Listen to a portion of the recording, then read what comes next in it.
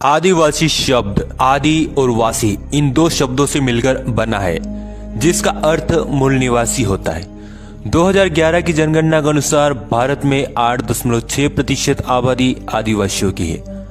भारत में सदियों से आदिवासी लोग रहते आए हैं और समय समय पर भारत पर कई विदेशी आक्रांताओं ने आक्रमण किए और इन आक्रमणों का सामना भारतीयों ने किया। आज हम इस वीडियो में 10 आदिवासी महापुरुषों के बारे में जानेंगे जिन्होंने भारतीय इतिहास में जगह बनाई। बिरसा मुंडा का जन्म 15 नवंबर 1875 के दशक में सुगना मुंडा और माता कर्मी मुंडा के घर हुआ। वे वर्तमान झारखंड राज्य के खूंटी जिले के उलिहातू गांव के रहने वाले थे। सालगा गांव में बिरसा मुंडा जी की प्रारंभिक शिक्षा हुई और फिर वे गोसनर एवेंजेलिकल लुथार विद्यालय में पढ़ने गए। बिरसा मुंडा ने देखा कि स्थानीय निवासियों को जमींदार, जागीरदार और ब्रिटिश शासकों द्वारा शोषण किया जा रहा है। तब उन्होंने आदिवासियों को सामाजिक, आर्थिक और राजनीतिक रूप से मजबूत किया। उन्होंने नारा दिया, अबुआ डिशुमरे अबुआ राज, यानी हमारी जमीन हमारा राज। उन्होंने उलगुलान आंदोलन किया। दिनांक 1 अक्टूबर 1894 को बिरसा मुंडा ने अंग्रेजों के विरुद्ध लगान माफी के लिए आंदोलन किया। 1895 में उन्हें गिरफ्तार कर हजारीबाग केंद्रीय कारागार में 2 साल के लिए रखा। 1897 से 1900 के बीच मुंडाओं और अंग्रेज सिपाहियों के बीच कई बड़े बड़े युद्ध हुए। 1897 में बिरसा मुंडा ने 400 सिपाहियों के साथ खूंटी थाने पर धावा बोला। 1898 में कांगा नदी किनारे मुंडाओं ने ब्रिटिशों को हरा दिया। जनवरी 1900 में डोंगरी पहाड़ पर एक और संघर्ष हुआ जिसमें बहुत सी औरतें और बच्चे मारे गए। उस समय बिरसा मुंडा जनसभा को संबोधित कर रहे थे। 3 फरवरी 1900 को चक्रधरपुर के जमकोपाई जंगल से अंग्रेजों ने बिरसा मुंडा को गिरफ्तार कर लिया। 9 जून 1900 ईस्वी में अंग्रेजों ने बिरसा मुंडा के भोजन में जहर मिला दिया और रांची कारागार में ही उन्होंने अंतिम सांस ली। संग्राम शाह गोंड वंश के सबसे शक्तिशाली एवं प्रतापी शासक संग्राम शाह थे। उन्होंने 52 गढ़ों पर अपना स्वामित्व स्थापित किया था। नरसिंहपुर जिले के चौरागढ़ किले का निर्माण संग्राम शाह ने ही कराया था। संग्राम शाह के राज्य में 70,000 गांव शामिल थे। संग्राम शाह कला और साहित्य के संरक्षक के रूप में जाने जाते रहे। उन्होंने राजरत्नमाला लिखी। संग्राम शाह के बेटे का नाम दलपत शाह था। दलपत शाह और चंदेल राजकुमारी दुर्गावती आपस में शादी करना चाहते थे, पर दुर्गावती के पिता किरत सिंह को यह मंजूर नहीं था। तब संग्राम शाह और दलपत शाह ने महोबा के राजा किरत सिंह के विरुद्ध युद्ध छेड़ा और वे विजय रहे। फिर दलपत शाह और दुर्गावती का विवाह हुआ। राणा पुंजा भोमट के राणा पुंजा भील का जन्म दुद्दा होलंकी और केरी बाई के घर मेरपुर में हुआ। जब मुगल बादशाह अकबर ने मेवाड़ पर आक्रमण करने की योजना बनाई, तब मेवाड़ के महाराणा प्रताप और मुगल प्रमुख पुंजा भील के पास सहायता लेने आए। तब पुंजा भील ने मेवाड़ के महाराणा प्रताप का साथ दिया। हल्दी घाटी के युद्ध में पुंजा भील के नेतृत्व में भीलों ने गुरिल्ला युद्ध नीति अपनाई और इसी युद्ध नीति से ही हल्दी घाटी का युद्ध अनिर्णित रहा।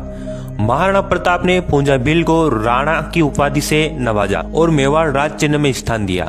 आज पूरे भारत में राणा पुंजा भील के सम्मान में उनकी कई मूर्तियां स्थापित है। तिलका मांझी का जन्म 11 फरवरी 1750 को हुआ। वे पहले क्रांतिकारी थे जिन्होंने अंग्रेजों के विरुद्ध कार्य किया। 1771 से 1784 तक उन्होंने ब्रिटिश सत्ता के विरुद्ध लड़ाई लड़ी। साथ ही साथ स्थानीय सामंतों और महाजनों के विरुद्ध महत्वपूर्ण कार्य किए। 1778 में तिलका मांझी ने रामगढ़ कैंप से अंग्रेजों को खदेड़कर कैंप पर कब्जा कर लिया। 1784 में क्लीवलैंड को मार दिया। बाद में तिलका मांझी को गिरफ्तार कर उन्हें 4 घोड़ों से बांधकर घसीटते हुए भागलपुर लाया गया और यहीं उन्हें फांसी दे दी गई। बुद्धू भगत एक भारतीय स्वतंत्रता सेनानी थे। उन्होंने 1831 से 32 में ब्रिटिश शासन के खिलाफ कोल विद्रोह का नेतृत्व किया था। बुद्धू भगत के नेतृत्व में हजारों हथियारबंद आदिवासी योद्धाओं से अंग्रेज सरकार, जमींदार और जागीरदार कांप उठे थे। 1832 में बुद्धू भगत के अनुयायियों ने अंग्रेजों पर तीर धनुष, कुल्हाड़ी और तलवार से हमला बोल दिया। उस समय अंग्रेज सिलागई गांव आए थे। अंग्रेजों और आदिवासियों के बीच चले इस युद्ध में बुद्धू भगत के पुत्र हलदर भगत और गिरधर भगत मारे गए। बुद्धू भगत को अंग्रेजों ने पकड़ लिया और मार डाला। थलक्कल चंदू भारत के केरल राज्य में वायनाड जंगल क्षेत्र आदिवासी बाहुल्य क्षेत्र है। इसी क्षेत्र में थलक्कल चंदू एक आदिवासी प्रमुख थे और पजस्सी राजा के सबसे योग्य युद्ध नेता थे। ब्रिटिशों ने किसानों की कृषि उपज पर उच्च राजस्व तय किया। तब एडाचन कुंकुन ने एक चपड़ासी की हत्या कर दी क्योंकि वह कुरिया नामक आदिवासी जाति से धान की मांग कर रहा था। 11 अक्टूबर 1802 को थलक्कल चंदू और एडाचन कुंकुन के नेतृत्व में 175 धनुर्धारी आदिवासियों ने पनामाराम के किले पर अधिकार कर 70 ब्रिटिश सैनिकों समेत ब्रिटिश कमांडर डिकिंसन और लेफ्टिनेंट मैक्सवेल को मार दिया। 15 नवंबर 1805 को ब्रिटिश सेना ने थलक्कल चंदू को मार दिया और एडाचना कुंकुन ने आत्महत्या कर ली। एडाचना कुंकुन के नेतृत्व में 85 के सैनिकों ने हैदर अली और टिपू सुल्तान के विरुद्ध महत्वपूर्ण विद्रोह भी किया था। तात्या भील का जन्म 26 जनवरी 1842 को खंडवा के बगडोगा में हुआ था। तात्या भील ने 1878 से 89 के बीच ब्रिटिश जमींदार, सामंत, जागीरदारों और सेठ साहूकारों के विरुद्ध महत्वपूर्ण विद्रोह किया। अंग्रेजों ने तात्या भील को इंडियन रॉबिन हुड के रूप में वर्णित किया। तात्या भील को मामा कहकर पुकारा जाता था। तात्या भील को गिरफ्तार कर ब्रिटिशों ने जंजीरों में जकड़कर जबलपुर लाए। जबलपुर में उन्हें 19 अक्टूबर 1989 को फांसी की सजा सुनाई। तात्या भील की फांसी की सजा से ब्रिटिश सरकार भील विद्रोह के कारण डरी हुई थी, इसलिए ब्रिटिशों ने तात्या भील को फांसी देने के बाद उनका शरीर पाताल पानी रेलवे स्टेशन पर फेंक दिया। अब इसी स्थान पर तात्या भील की समाधि और मंदिर है। सभी ट्रेन इसी स्थान पर तात्या मामों के सम्मान में कुछ समय के लिए रुकती है। पाताल पानी रेलवे स्टेशन और भंवरकुआ चौराहा इंदौर का नामकरण आदिवासी जननायक तात्या भील के नाम पर रखा गया। जयपाल सिंह मुंडा का जन्म 3 जनवरी 1903 को चकरा बहनतोली रांची में हुआ। वे ऑक्सफोर्ड के सेंट जॉन्स कॉलेज में पढ़ने गए। उनका चयन भारतीय सिविल सेवा में हुआ। वह 1928 में एम्स्टर्डम में ओलंपिक हॉकी में उनकी कप्तानी में भारत को पहला स्वर्ण पदक मिला।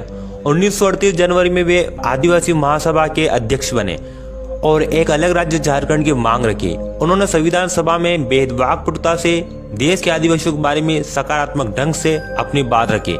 संविधान सभा में अनुसूचित जनजाति की जगह आदिवासियों को मूल निवासी आदिवासी करने की बात कही। जयपाल सिंह मुंडा ने सभी आदिवासियों के अधिकार की बात संविधान सभा में रखी। 20 मार्च 1970 को दिल्ली में जयपाल सिंह मुंडा की मृत्यु हुई। तिरोत सिंह खासी आदिवासियों के प्रमुख तिरोत सिंह का जन्म 1802 में हुआ। 1826 में यंदोबा की संधि की समाप्ति के बाद ब्रिटिशों ने ब्रह्मपुत्र नदी घाटी पर नियंत्रण पा लिया और धीरे धीरे खासी पहाड़ियों पर भी अधिकार जमाने के प्रयास में थे। ब्रिटिश खासी पहाड़ियों में एक सड़क बनाना चाहते थे, लेकिन खासी आदिवासियों ने तिरोत सिंह के नेतृत्व में 1828 में ब्रिटिशों के विरुद्ध विद्रोह किया। आदिवासी लोग तीर कमान, तलवार और ढाल से युद्ध कर रहे थे और अंग्रेजों के पास बंदूक और बारूद था। तब तिरोत सिंह और आदिवासियों ने गुरिल्ला युद्ध नीति अपनाई और यह युद्ध 4 साल तक चला। तिरोत सिंह को इस युद्ध में गोली लगी थी। तब वे गुफा में रुक गए, लेकिन एक धोखेबाज मुखिया ने ब्रिटिशों को रिश्वत के बदले तिरोत सिंह की गुप्त स्थान का पता बता दिया और जनवरी 1831 में अंग्रेजों ने तिरोत सिंह को पकड़ लिया। 17 जुलाई 1835 में उनका निधन हो गया। तिरोत सिंह की याद में मेघालय में हर साल राजकीय अवकाश रखा जाता है।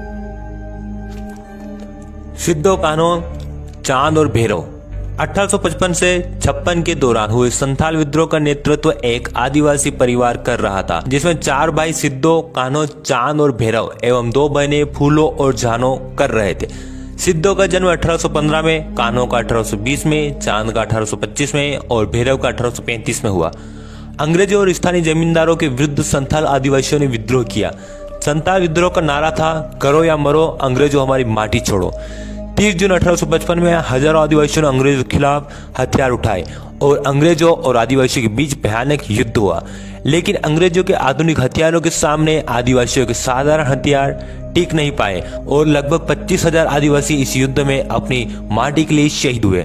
1855 में पंचकठिया नामक स्थान पर सिद्धो को फांसी हुई और भोगनाडी नामक स्थान पर कान्हो को फांसी हुई। फूलो और जानो दोनों बहनों ने अंग्रेजों के शिविर में घुसकर 21 अंग्रेजों को काट डाला था। इसी संघर्ष में लड़ते लड़ते वे दोनों बहनें अमर शहीद हो गई। उम्मीद है दोस्तों आपको यह वीडियो पसंद आया होगा। इस वीडियो को अधिक से अधिक लाइक और शेयर करें। आप कमेंट में बता सकते हैं आप किस टॉपिक पर वीडियो चाहते हैं। हमारे चैनल सब्सक्राइब कर ऑल नोटिफिकेशन चालू कर लीजिए और यदि आप हमारी मदद करना चाहते हैं तो हमारे चैनल ज्वाइन जरूर करें। आपका कीमती समय देकर वीडियो देखने के लिए बहुत बहुत धन्यवाद।